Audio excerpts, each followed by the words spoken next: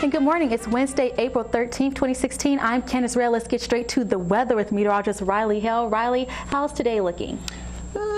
Not too bad. We do have a very slight chance to possibly see some showers across the area. We do have a disturbance just to our south. You can see all that lightning pushing through Baton Rouge right now. And that's where it should stay, to our south to the most part. But you can see just some scattered stuff kind of on the northern end of that system.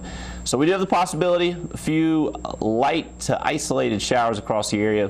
But we should be able to get into the upper 60s again by today. But here's a look at those rain chances over the next 3 days. So tomorrow's actually looking like a better chance to see the rain. And then we drop back down for Friday.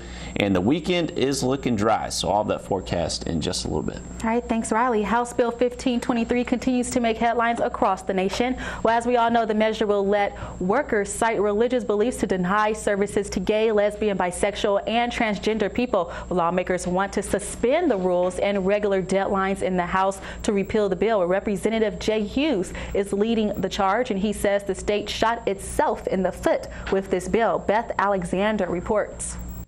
The economy is struggling, and we were short $200 million just this year.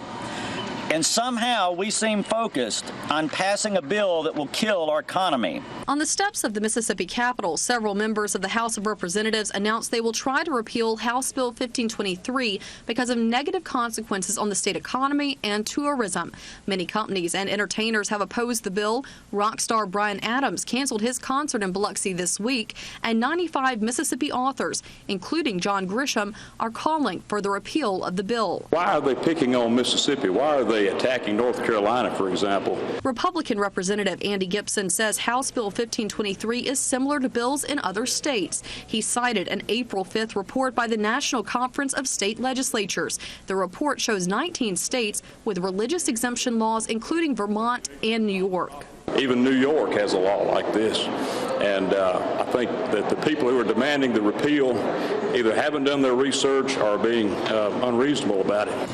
Churches already have an absolute right to dictate their own activities, which we would never want to interfere with. But this repeal, this is about economic fallout because of this bill. Representative Jay Hughes has gathered signatures in support of repealing the bill. So far, they're all from Democrats. But Hughes says 4 Republicans did vote against 1523. Tuesday, he introduced a bill, the Mississippi Economic and Tourism Recovery Act, that would repeal 1523. It should go to committee, and if it makes it out of committee, it goes to the House for a vote. Salt Lake City Mayor Jackie Biskupski is banning city-funded travel to Mississippi after the state passed the anti-LGBT law. Well, Biskupski is actually the city's first openly gay mayor. In a statement, she says she feels House Bill 1523 is desperate and designed to stifle opportunity for the LGBT community. We have more on the story from Utah. At Cucina Restaurant in Salt Lake City, owner Dean Perot's banned all things Mississippi in his restaurant, like the state flower. We're not planting magnolias here on the grounds. Customers won't be doing the Mississippi State dance here. No clogging here in the restaurant. Be escorted off premise if it happens.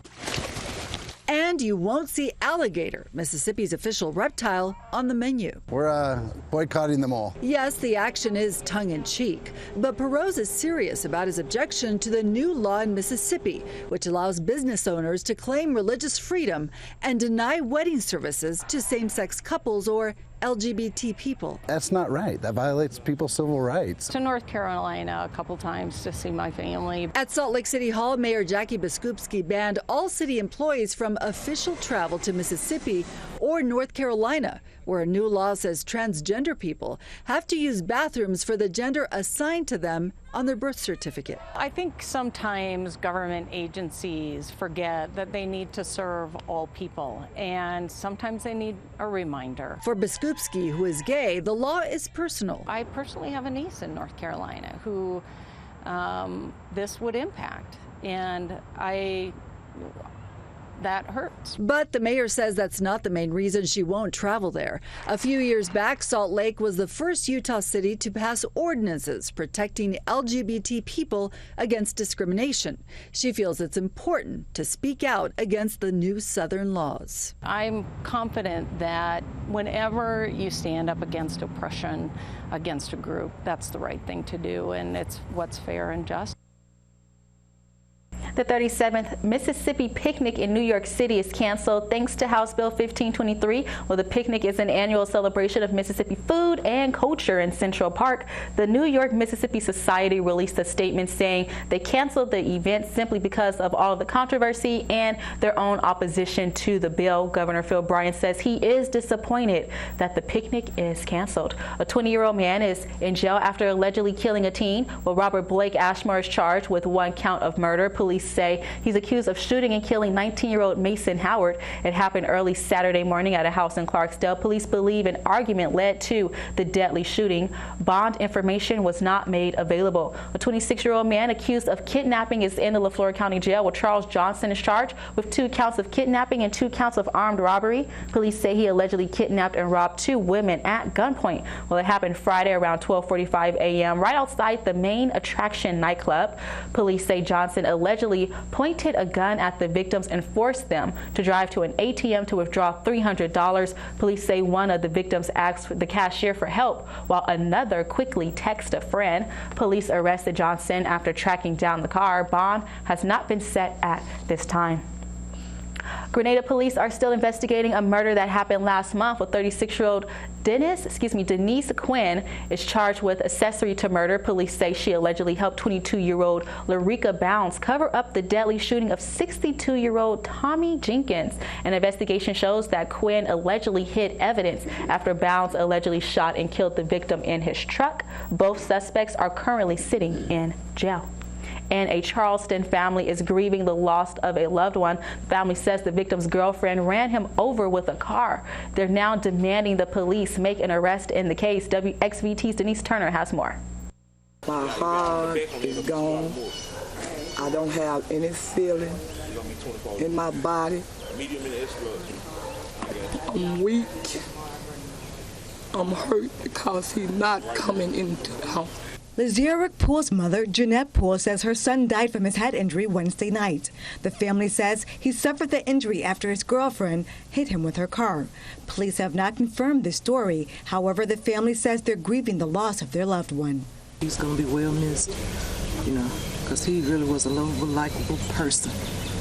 Yeah, always willing to help. He's an easygoing person to everybody. Poole describes her 29-year-old son as an artist who loves watching TV. Now in his absence, she's seeking justice from police. I want justice for my son because I'm not going to be comfortable without justice because I don't think they're doing their job. We'd like to see, the city of Charleston more investigations, so the family, so we can get closure, and justice. Closure, the family says they hope will come sooner than later. In Charleston, Denise Turner, WXVT, your Delta News. The Mississippi state flag debate continues this morning. Carlos Moore is an African-American attorney in the city of Jackson. He's asking U.S. District Judge Carlton Reeves to declare the state flag an unconstitutional relic of slavery. Reporter Melanie Dodson has more from Jackson. Judge make a ruling either from the bench or he will issue a ruling in writing. No ruling today after hearing Carlos Moore's arguments. Judge Carlton Reeves took the matter under advisement and said a ruling would be forthcoming. Moore wants the state flag to come down. He believes it's discriminatory and offensive toward African Americans, and he claims it's even affected his health. And each time I enter into a courthouse that has that state flag, I am offended, I feel threatened, and that is causing me undue stress and anxiety. And the threats continued after filing the lawsuit February 29th against Governor Phil Bryant. Moore says he's received 3 death threats. I have beefed up the security. We have full-time security. We have the cameras. We have the alarm system. We have done everything we can to protect ourselves. Part of Moore's argument is that his injuries are subjecting him to second-class citizenship and denying him dignity. I won't take second best. Never have taken second best, and I'm not going to take it now. Moore doesn't agree with everything Mississippi stands for, but he did take an oath to uphold the values of the state and the United States. He says that's where things get confusing. So here you have ideas of freedom with the U.S. Constitution and laws, and have ideas of subrogation with Mississippi laws and Constitution. That's a conflict, so that's another reason I have standing to bring my lawsuit. No word on when a decision will be made. Representatives for Governor Bryant declined to comment. In Jackson, Melanie Johnson, WJTV 12. The Leland Chamber of Commerce wants to give the city of Leland a facelift. Well, the chamber submitted a letter to the Leland Board of Aldermen last week asking the city to help improve storefronts downtown. In the letter, the chamber suggests the city set and enforce the minimum standards of care to property owners. Malia Christensen is the executive director of the Leland Chamber of Commerce, and she says more businesses could potentially be attracted to the community if property owners are held accountable for taking care of troublesome buildings. Students in the Mace Youth Build program are working hard. Well, Mace Youth Build challenges out-of-school youth in Greenville to become responsible and productive citizens right here in the community. Well, students earn their GED while learning valuable job skills like construction and even building houses. Where right now, students are drying wood to help build new floors at Mace. It made me feel good, made me feel like I'm important to the community, because now we're going to use these boards and make a floor with it. If you want to do something, put something behind your name, you can come to this program, and you also helping others. Like if you want to help other people, you come to this program. Mace says the hands-on work experience helps students explore employment opportunities. Let's take a look now at your morning Delta Chat question. So, is golf a sport? Why or why not? Is that what people say, Riley, in golf? You know I don't know these things. Had to yell that many times. What does that mean exactly? It's like, heads up, I shanked that shot and ball's heading at you. Oh yeah, definitely. I guess I'll be saying that a lot then if I go out and play. I think it's a fun sport. Yeah. As you heard me say, I said sport. So it's quite interesting that some people do not think it's a sport. Some say that it doesn't involve physical activity. But then again, you're using your body to hit the ball and all this other stuff. And mind you, I played golf one time, and Riley was witness to this, in hills, and I was exhausted. I was tired walking back and forth. It's a lot. Yeah, it's pretty tiring walking 18 holes. That's definitely physical activity for sure. I would like to think so. All right, let's go ahead and get an update with the weather. Riley, what's it look like outside? A golf day? Maybe by this afternoon we could see a break in the cloud cover, but it's staying mostly cloudy this morning, and we do have the possibility of a few isolated showers today.